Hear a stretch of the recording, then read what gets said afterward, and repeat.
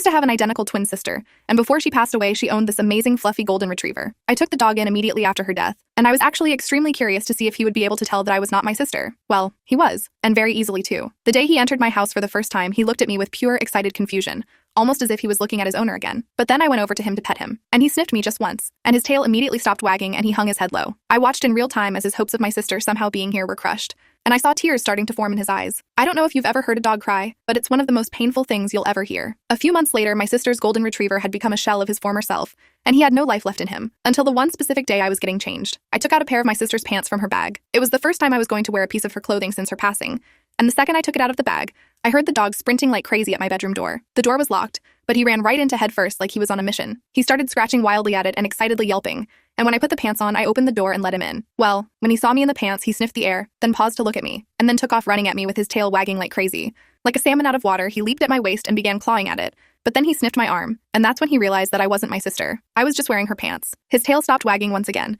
He put his tongue back in his mouth and just looked at me with pure pain in his eyes, before slowly turning around and walking out of the room.